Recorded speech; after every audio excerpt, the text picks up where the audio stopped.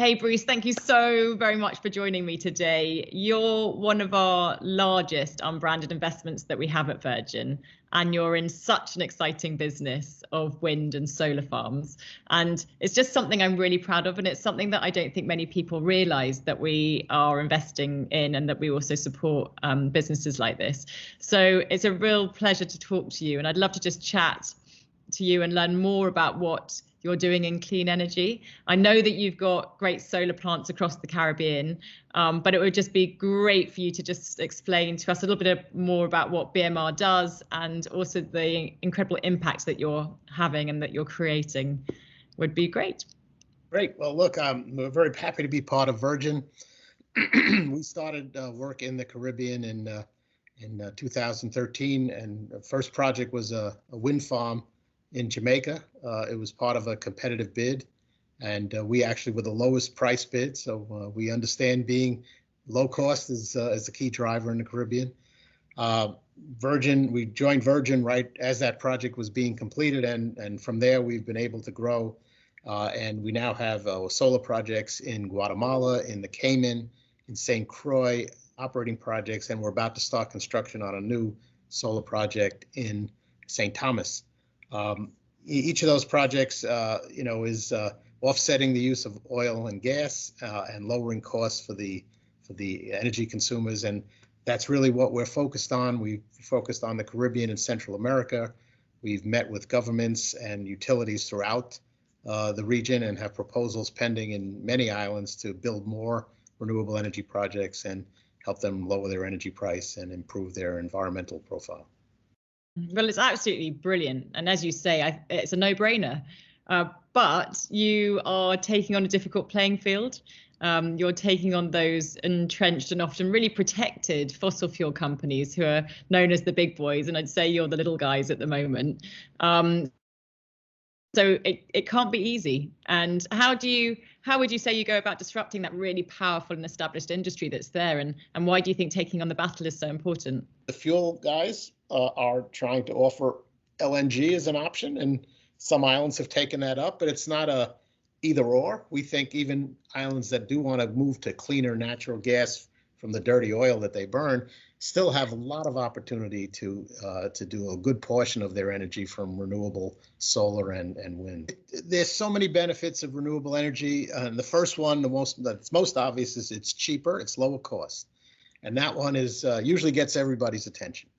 The second is it doesn't require fuel deliveries and paying for fuel, which is often the largest single expense of any of the islands, because they have to import all their fuel.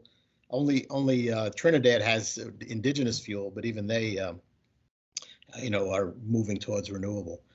So it's a big impact on the economy and on their currency. And the most important one, but least, maybe it's not the one that gets the most attention, is it's so clean. There's no emissions, there's no oil spills, there's no trucks on the road delivering oil. You just put the equipment up, which is a fairly large undertaking, and then it just sits there and does its thing and creates energy. And that's really it's hard to argue with those three things. I think often the headlines that we read about climate change can be really overwhelming, and they can be sort of make you feel a bit helpless and hopeless and think that, this problem is so big, it's going to be so hard to combat. And what do you think are the opportunities out there with innovation, with inspiration, instead of thinking about the impossible challenge, but thinking, this is actually possible to overcome? I'm trying to push people to think in small steps instead of the big picture, because the big picture could change as technology changes, but there's no risk and only upside of putting in the first 1 or 2 or 3 renewable energy plants. And as the world continues to evolve and electric cars become more or less prevalent, and battery lives get longer and costs get lower, you have to maybe tweak the plan, but at least you're on the path to go to the right place. I've also really loved the idea and I completely believe that purposeful business and profitable business are literally one and the same thing, especially now in the 21st century. But when it comes to sustainability and environmental projects, some people don't realize that benefit to the triple bottom line that it can have. What would you say to someone who has a business idea for an environmental solution, but they're worried about securing investment, or they're worried about their business not making a profit? 80% of the great ideas turn out not to be such great ideas, or at least they're great ideas, but they're not competitive. And so you really have to listen to what the market needs. You have to know what the competition, what's coming that may in a year or two make you a great idea, not such a great idea. And so it's a challenging investment climate. But I think the areas where we're working in are proven enough, and the innovations are, incremental as opposed to, game changing. So I think this is a safer place to invest. Well, I think, there's a lot of help out there. There's a lot of aid from the U.S. government, the European governments, and so what you have to really do is prove to the whole, world that what you're doing is a good idea and that it'll work. It's really a matter of sticking with it and keeping trying and not giving up.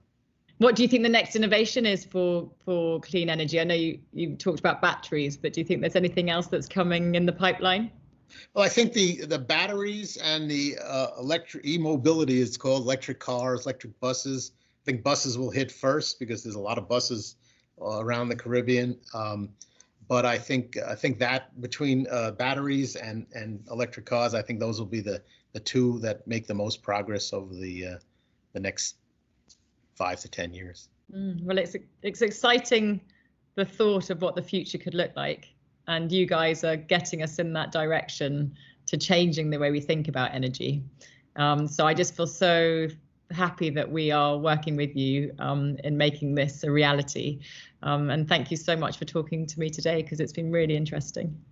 Well, look, it's been great to work with Virgin, and clearly Richard has worked very hard with the governments throughout the Caribbean to point them towards renewable energy, and that has been a big help, not just for us, for anybody trying to get this business done. And he, we appreciate that support, because that really, I think the Caribbean governments like to get input from people they trust, and I think they trust Virgin.